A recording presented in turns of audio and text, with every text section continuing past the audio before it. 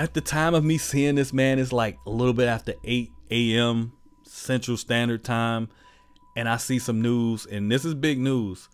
The San Antonio Spurs have agreed to trade Kawhi Leonard along with Danny Green to the Toronto Raptors for DeMar DeRozan and Jacob Poeltl. Hopefully I didn't butcher his name, along with a protected 2019 first round pick.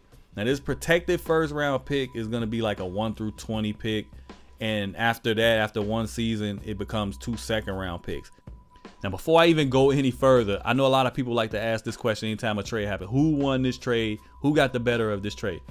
All I'm going to say is this. The team that won this trade, believe it or not, is the Los Angeles Lakers. Hear me out. Now, if you don't believe me, listen to what they were trying to get out of the Lakers for Kawhi Leonard when they inquired about it. They were trying to get Kyle Kuzma. They were trying to get Brandon Ingram and like a couple of first-round picks for this guy. Yes, for a player that has not played but only 9 games in the past season. He's only played 9 games in the past season. That's what they tried to do. So with that being said, you got to commend the Lakers for not gutting that roster just to get Kawhi Leonard when they can sign him outright next season. So, yeah, let's get back to this. They end up getting DeMar DeRozan. DeMar DeRozan is a very good player. He's a very good player.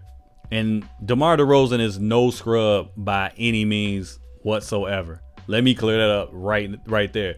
So I feel like for DeMar DeRozan, that change of scenery may be exactly what he needs to kind of rejuvenate his career and do stuff like that. He gets to play for the best coach in basketball.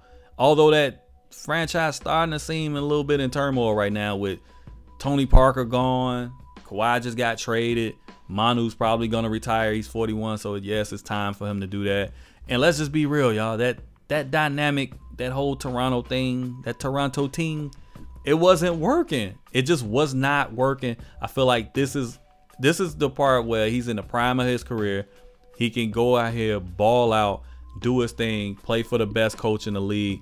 He's playing in a more competitive conference. So it's going to be up to him, to try to prove what he can really do and not be labeled as a choke artist with, of course, you can't blame him for the Toronto's failures, but, you tend to get that label whether it's your fault or not. And there's been some reports that Kawhi Leonard is upset that he got traded to Toronto. This is funny because for someone who's only played 9 games, you don't dictate where you go. The only people that can dictate where they go are people with no trade clauses. And last I checked, I could be wrong, but I'm sure I'm right. Only 2 people in the NBA have the no trade clause. That's LeBron James and Carmelo Anthony. Now, like I said before, I could be wrong, but I'm sure I'm not.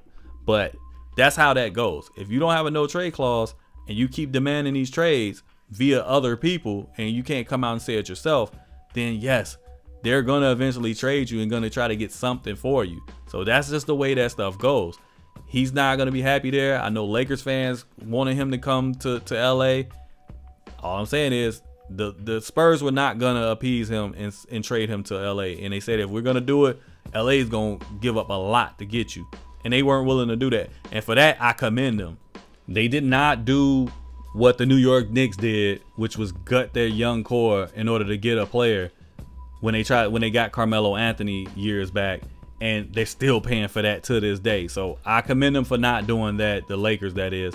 I definitely commend the Lakers for not doing that. So that's a good thing. So for all the Lakers fans who's upset, thinking, oh, we had our chance, you can sign them next season if they got that's why they were signing all those people to 1-year deals, so they can have some flexibility as far as salary cap flexibility, and they can sign him next season if he wants to come and play there. He hasn't said anything publicly, so who really knows what this guy's really thinking. So there we have it, man. This is news, yo. I don't even really do these type of videos, but this is news, man. It happened. He got traded. He got what he wanted. He just didn't go where he wanted, which I don't know why he would think he would go where he wanted. It just don't work that way in the NBA, yo. So hopefully, man, the Spurs can bounce back and recover from this, man. Hopefully Toronto ends up being a good team or a better team with Kawhi Leonard. If he actually plays, we'll never know until the season starts, y'all. I'm Flock, and I'm out of here, y'all. Make sure y'all sign off in the comment section. Let me know what you think.